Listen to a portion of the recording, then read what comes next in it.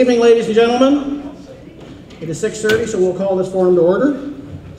My name is Ray Savage. I'm the president of the Annapolis Valley Apple Blossom Festival. Apologize.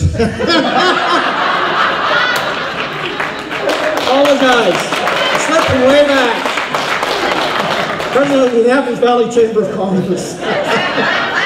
See if I can get that right. I'm glad I'm sitting here and not there. Let's put it that way. Welcome and thank you for coming to this forum. This is a great opportunity for everybody to partake in our democratic process. And I will read the rules and regulations for the evening. One thing I would like to express is I would ask everyone in the audience to please honor and give the candidates on the stage an opportunity to answer. Let's keep it quiet. We really don't want to get into any shenanigans that happen from time to time, if there are. Yeah, we'll call them shenanigans. If they are, and if they do get out of hand, you will be asked to leave. So the candidates met at 6:15 to draw the starting order. And the starting order will be Keith Irving, representing the Liberal Party, Shane Buchan, representing the Progressive Conservative Party, Sheila Richardson, representing the Green Party, and Ramona Jennings, representing the New Democratic Party. And with this, each candidate will be given 3 minutes to offer introductory comments on issues of concerns to the constituents.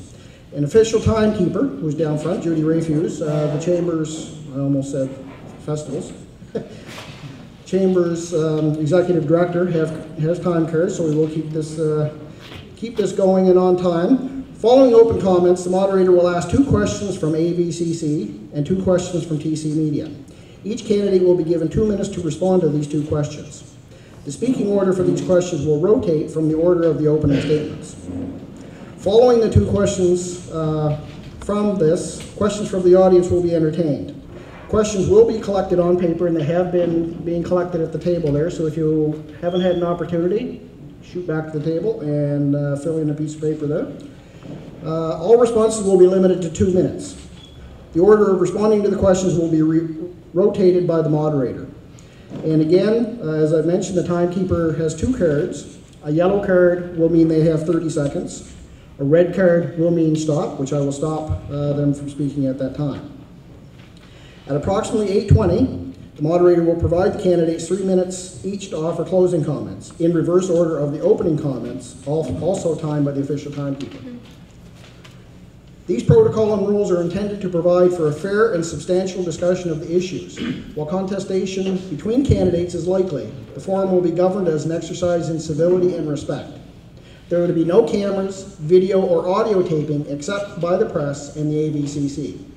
There are to be no signs and no posters present in the hall. Pamphlets may be handed out at the back of the hall at the conclusion of the forum.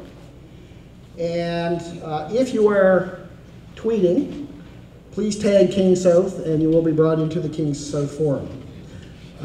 Just before I ask the editor of our community newspapers to greet you, I would like to ask everybody to please take your cell phone and put it on vibrator, turn it off.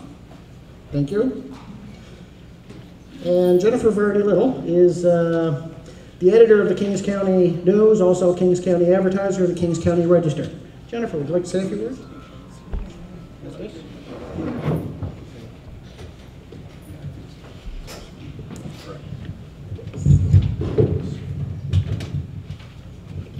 Hi everyone, thanks for coming tonight. It's great to see such a great crowd out. We're very excited to have the candidates here tonight and to partner with the Chamber for this debate. We're very appreciative that you took the time out of knocking on doors to come out and discuss this. We are live blogging from the event tonight. You can view it on our website, kingscountynews.ca, and that will be also visible tomorrow. We'll also have some stories in the paper to follow up with this. We're planning a number of exciting things over the course of the campaign to give voters all of the relevant, pertinent information. So we're very excited about doing what we can to encourage people to get out to vote. Thanks so much for coming out tonight, and good luck with your discussion. Thank you, Jennifer. So without further ado, because I know you don't want to listen to me, we will start with statements. They will have 3 minutes each, and we will start at the other end of the table with Keith Irving, and then go on from there. Keith. Thank you. Good evening, everyone. My name is Keith Irving, and I want to be the next MLA for King South. And tonight I'm here to tell you why. I grew up in a family where almost every night my dad headed out the door to a community meeting, and I think I've inherited that gene. My journey to tonight started about 25 years ago as a volunteer in West Africa. It was one of those life-changing experiences that opened my eyes to volunteering and to public service. Later, I would chair a national volunteer organization and help establish a program that sent young Aboriginal students on work exchange to southern Canada and Africa. Then, 13 years ago, while running my architectural practice, I decided to enter municipal politics. For those of you who have dealt with municipal governments, you know that it is where local problems are directly solved by citizens. While on Wolfville Council, I served as chairperson of the Planning Committee, chaired the task force that examined the fiscal future of municipalities, and chaired Valley Waste. As a municipal councillor, I learned how to listen to the issues, how to consult with citizens, and over the years, dealing with many issues, learned how to get results. That's why I'm taking the next step in running for MLA for King South. I have spent the last 4.5 months going door to door in King South from one end of the riding to the other. And over I've heard 3 themes. I hear from our citizens that they want a government that cares about creating and keeping jobs in rural Nova Scotia, so our children don't have to leave this province. I hear from teachers and parents who are deeply concerned about the impacts of the cuts that have been made to our education system. And I meet seniors who are stuck in their homes without family support, on fixed incomes, waiting months or years for medical procedures, who feel overlooked by the government. I also hear a lot about trust and promises made that can't be kept. We will undoubtedly hear tonight about the money the NDP government has invested in the education system in the last few months. What we won't hear about is the tens of millions of dollars that have been taken out of our schools, that has resulted in hundreds of lost teaching positions, reduced support for special education EAs, and the elimination of many librarian positions. 30 seconds.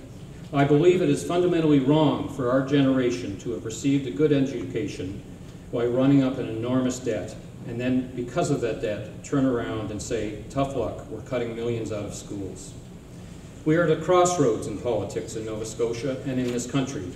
I hear cynicism at the doors. This is why I support the Liberal platform, because it is thoughtful, fully costed, and does not go over the top with commitments. I'm very proud and honored to be your Liberal candidate for King South.